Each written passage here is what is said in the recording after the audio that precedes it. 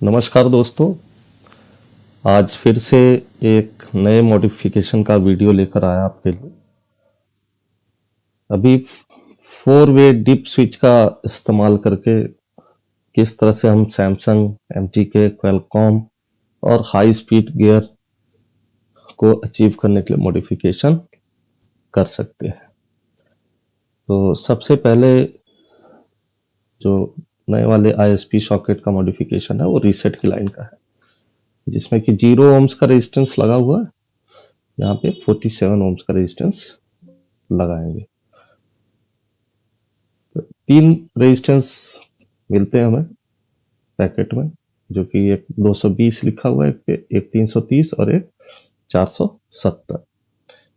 तो लास्ट का 0 अगर आपको नहीं समझ में आता, लास्ट का 0 हटा के ये समझ लो ये 47 ओम्स का है। ठीक है, इधर ग्राउंड से डीप स्विच का एक तरफ सोल्डर कर दिया और टी एक्शन की लाइन पे एक वायर सीधे सीधे जंपर कर दिया। ये वायर भी मैं साटा की वायर यूज कर रहा हूँ। 1 नंबर, 2 नंबर, 3 नंबर और 4 नंबर, 4 स्विचेस का यूज कर सकते हैं आप। सबसे पहले मैं 1 नंबर पे 22 ओम्स रेजिस्टेंस यूज करूंगा। ये स्ट्रेट वायर यूज कर रहे हैं, जिससे कि हम इस वायर और टिप स्विच के बीच में रेजिस्टेंस हम लगा सकते हैं। तो दूरी का ध्यान रखते हुए कि रेजिस्टेंस भी लग जाए और ज्यादा दूर भी वायर ना हो जाए। इसके लिए पहले वायर को मोड़ लिया और यहाँ पे सोल्डर कर दिया। यूवी ग्लू लगाना जरूरी है, क्योंकि नीचे की जो सतह है वो ग्राउंड है। सबसे पहले मैंने 4 नंबर को ग्राउंड से जोड़ दिया। 1 नंबर पे 22 ओम्स, 2 पे भी 22 ओम्स, 3 पे 2 33 ओम्स के रेजिस्टेंस पैरेलल में लगाएंगे और 4 पे ग्राउंड यानी 0 ओम्स। तो इस तरह से 4 पुल डाउन्स यहाँ पे यूज करेंगे, जिसमें कि एक 22 ओम्स, 1 और 2 दोनों एक साथ जब ऑन कर देंगे तो 22 प्लस 22 ओम्स, जो कि पैरेलल में होगा। तो पैरेलल का फॉर्मूला 1/R1 प्लस 1/R2 होता है। तो 2 22 ओम्स के रेजिस्टेंस जब हम पैरेलल में लगाएंगे तो रिजल्टेंट 11 ओम्स का होगा। तो ओनली 1 नंबर स्विच जब ऑन रहेगा तो 22 ओम्स है, 1 और 2 दोनों एक साथ ऑन रहेंगे तो 11 ओम्स हो जाएंगे। फिर इन्हें ऑफ करके केवल 3 नंबर स्विच को ऑन करेंगे तो 16.5 ओम्स। यहाँ पे ध्यान से चेक कर लेना है। मैंने चेक किया कि कहीं शॉर्ट सर्किट तो नहीं हुआ, ग्राउंड तो नहीं हो गए।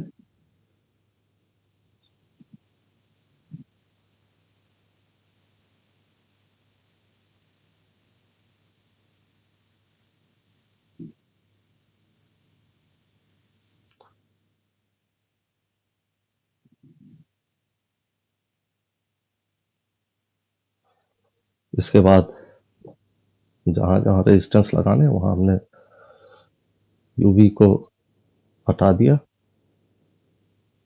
और रेजिस्टेंस लगाएंगे। यहाँ पे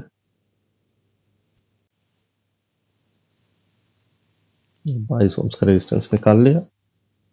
2 22 ओम्स का रेजिस्टेंस चाहिए, 2 33 ओम्स का रेजिस्टेंस चाहिए। 1 नंबर पे 22 ओम्स,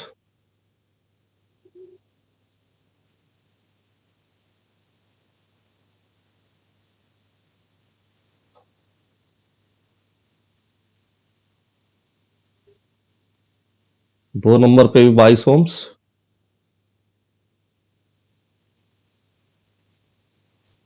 मीटर से चेक कर लिया कि स्विच को ऑन करने पे क्या 22 ओम्स का रेजिस्टेंस जनरेट हुआ नहीं हुआ। इसके बाद 2 नंबर पे भी 22 ओम्स, फिर 1 और 2 दोनों ऑन करके चेक कर लेंगे। 11 ओम्स के करीब हमारे पास रेजिस्टेंस मिलना चाहिए। 233 ओम्स के रेजिस्टेंस लेंगे और 3 नंबर पे पैरेलल लगा देंगे दोनों को।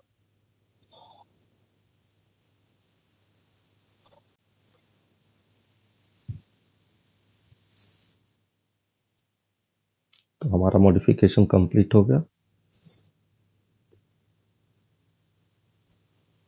ये देखिए मैंने फ्लूक मीटर से भी इसे चेक किया, 16.5 आ रहा है, 16.5। 3 नंबर को ऑन करने पे 1 नंबर को केवल ऑन किया, 22 ओम्स। 1 और 2 दोनों एक साथ 11 ओम्स और 3 नंबर 16.5 ओम्स।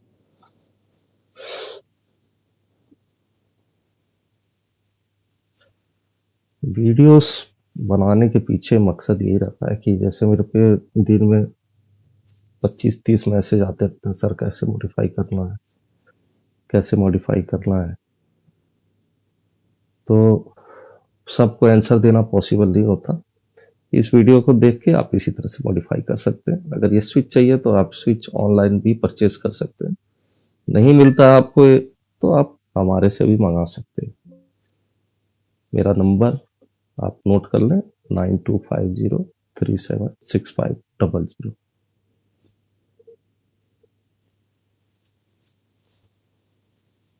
मॉडिफिकेशन करने के बाद भी नहीं कनेक्ट होता, इसके लिए मैंने इस वीडियो में 2-3 तरीके से वायर्स को जंपर किया है और उनमें ये क्लैरिफाई करके दिखाने की कोशिश किया है कि अगर आपका वायरिंग अच्छा नहीं रहेगा, कहने का मतलब सारी वायर्स, जो 4 वायर्स हैं RX TX वाली, RXP TXP RXN TXN, इनका जो लेंथ होना चाहिए वो बराबर होना चाहिए। ऐसा ना हो कि एक बहुत लंबा है, एक बहुत छोटा है, कर्ली है, मुड़ तुड़ के जा रहा है, ओवरलैप हो रहा है। इन सब चीजों का आपको बहुत ध्यान रखना पड़ेगा।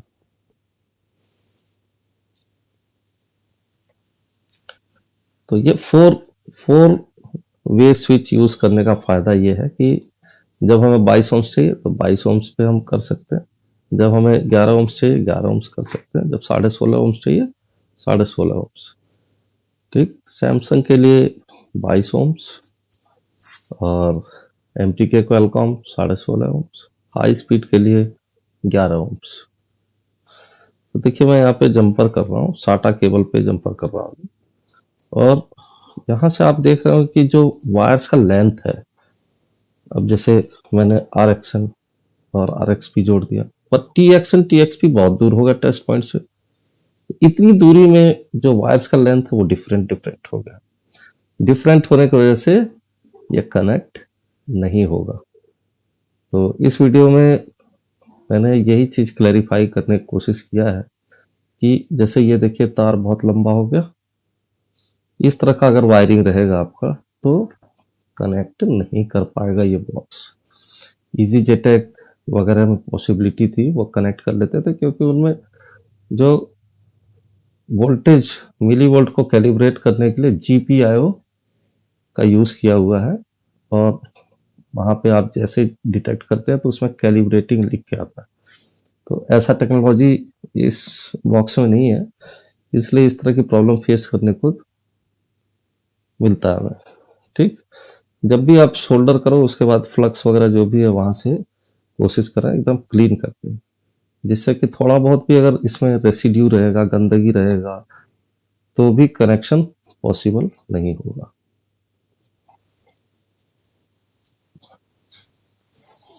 ग्राउंड की वायर भी यहीं से दे दिया, हालांकि USB से जब आप कनेक्शन देते हो तो कंप्यूटर का ग्राउंड और मदरबोर्ड का ग्राउंड कॉमन हो जाता है, देने की जरूरत नहीं रहती।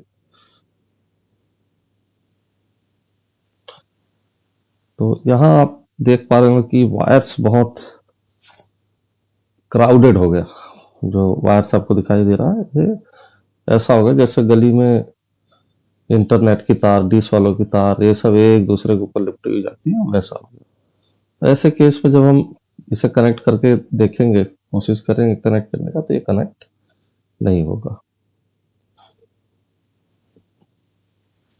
बहुत लोगों का क्वेश्चंस भी आता है, तो मैं बोलता हूँ वायर्स कैसा लगाया हुआ है आपने, एक बार फोटो भेजो। तो जब वायर्स, इंसान सोचता है कि जैसा इजी जेटेक ईएमएमसी यूएफआई में ईएमएमसी कनेक्ट करते थे वैसे ही यूएफएस भी कनेक्ट हो जाएगा। ऐसा नहीं है, आपको सारे वायर्स, जितने भी वायर्स हैं, R X N, R X P, T X N, T X P, सारी वायर्स बराबर होनी चाहिए। अगर इन वायर्स का लेंथ डिफरेंट होगा तो कनेक्शन इम्पॉसिबल हो जाएगा। तो देखिए अभी ये कनेक्ट नहीं हुआ।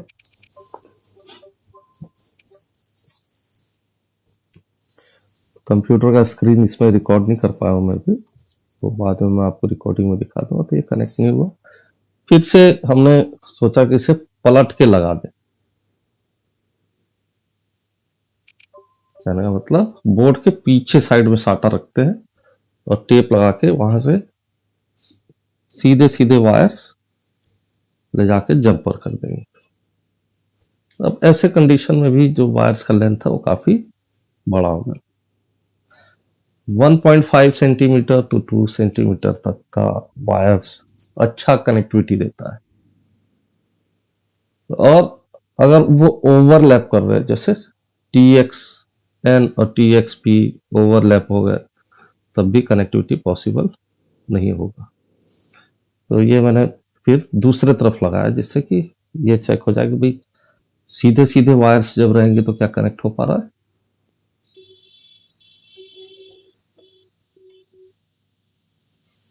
तो यहाँ भी आप देख पा रहे होंगे कि जैसे ये काफी दूर दूर आर एक्सन और टी एक्सन हो गए, R X N, R X P, T X N, T X P pair में चलते हैं, डिफरेंशियल सिग्नल्स होते हैं ये, यू आर्ट टेक्नोलॉजी। तो मैंने जैसा कि पहले बताया कि ऊपर नीचे उल्टे तरफ यहाँ से ले जाएंगे। यहाँ पे भी आपको देखने को मिलेगा टेस्ट पॉइंट जहाँ है वहाँ से जो साटा की पिंस है वहाँ तक कनेक्टिविटी के लिए काफ़ी लंबे वायर्स का इस्तेमाल करना पड़ रहा है। इतने लंबे वायर्स होंगे तो जो इसका कंसेप्ट है उसके हिसाब से बोर्ड कनेक्ट नहीं होगा। वीडियो को पूरा देखने से ही आपके डाउट क्लियर होंगे। कुछ लोग सोचते हैं कि 5 मिनट देख लिया, 2 मिनट देख लिया, इससे मेरे कंसेप्ट क्लियर हो जाएंगे, मेरा जो कनेक्ट होने लगा। ऐसा नहीं है, आपको पूरा वीडियो देखना चाहिए। और दोस्तों, जैसा कि अगर आपने अभी तक हमारे चैनल को सब्सक्राइब नहीं किया है तो सब्सक्राइब कर दीजिए और बेल बटन को ज़रूर दबा दीजिए, जिससे कि आने वाली जो भी वीडियोस हैं वो आपको तुरंत मिल जाए।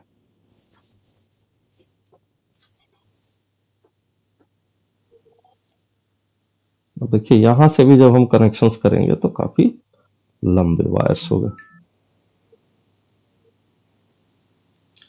यही एक डीमेरिट है।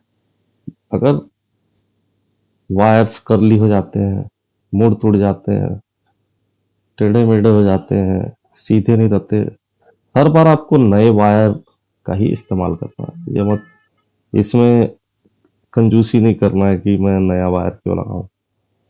तो हालांकि हमें थोड़ा सा ऊपर से लेके जाना पड़ेगा। यहाँ पे एक एंटीना है तो मैंने यहाँ पे यूवी भी कर दिया इसे एंटीने पे भी, जिससे कि शॉर्ट सर्किट ना हो।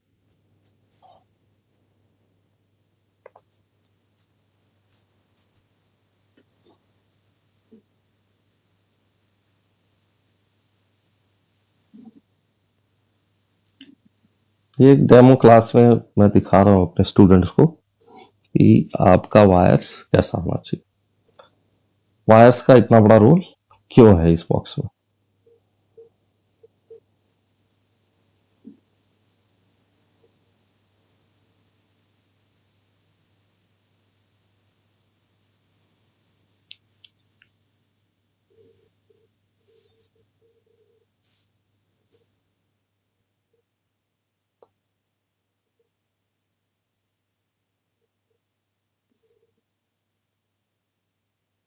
केवल 4 ही वायर्स जंपर करने हैं, ग्राउंड का अलग से करना है, टोटल 5 वायर्स।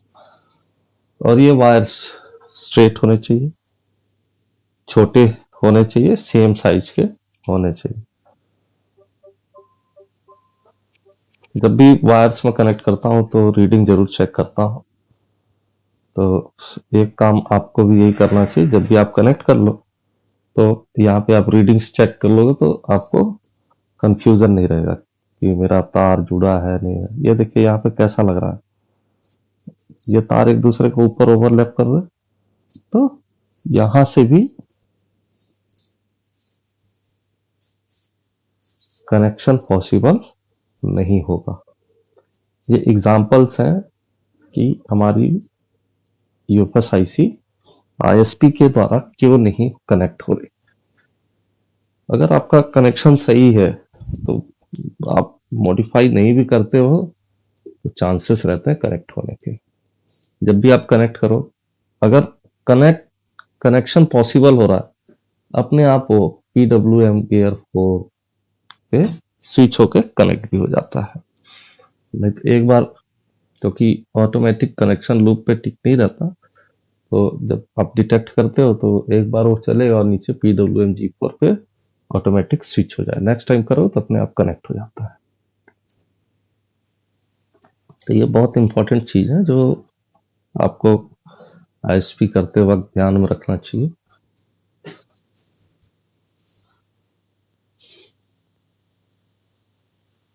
तो ये कनेक्ट नहीं हुआ, सारे बंदे देख रहे कनेक्ट नहीं हुआ, कनेक्ट नहीं हुआ, बहुत उत्सुकता रहती है कि कनेक्शन क्यों नहीं हुआ, कनेक्शन क्यों नहीं हुआ, कनेक्शन क्यों नहीं हुआ, है ना। हमारे से नहीं हुआ था, सर से भी नहीं हुआ। इसके बाद देखिए मैंने ये जो मीपी टेस्टर का केबल आता है ये लगाया, क्योंकि इसमें जो वायर्स की दूरी है वो काफी क्लोज है, और क्लोज होने की वजह से जो लेंथ होगा RXN और TXN की लाइंस का, RXN RXP TXN TXP का, वो लेंथ का डिफरेंस बहुत कम होगा।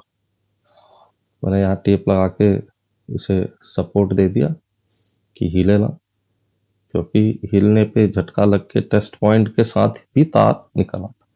यहाँ पे जो मैं वायर यूज कर रहा हूँ वो 0.02 वायर है, जो कि मांड की वायर है। फोटो पिक्चर में आपको दिख रहा होगा, मेरे हाथ के पास है। ये वायर मैंने रामराज भाई से मंगाया, रामराज टूल्स भोपाल। जंपर कर दिया, यहाँ पे शोल्डर करके लगा दिया। अब देखिए यहाँ पे आपको दिखाई दे रहा हो कि वायर्स कितनी छोटी हो गई। सबसे मेन चीज क्या है, वायर्स जो जितनी पतली वायर होगी वो छोटी से छोटी रखने का आप कोशिश करो। ऊपर होने के बाद जीआर जरूर चेक कर लें। जीआर चेक करने के बाद फिर कनेक्ट करेंगे। और सैमसंग का फोन है तो स्विच जब कनेक्शन नहीं होता तो उस समय नर्वस होने की जरूरत नहीं है। बहुत बड़ा हेडेक होता है ये कनेक्ट नहीं होता तो उस समय। तो आपको क्या करना है, बारी बारी से स्विचेस को ऑन करके चेक कर लेना है कि 22 पे कनेक्ट हुआ, 22 ओम्स पे यानी 1 नंबर पे, या 1 और 2 दोनों एक साथ ऑन करने पे, तो ये 22 ओम्स पे मेरा फोन कनेक्ट होगा। S23 अल्ट्रा है, UFS 4.0 लगा हुआ है, बहुत इजीली कनेक्ट हो गया।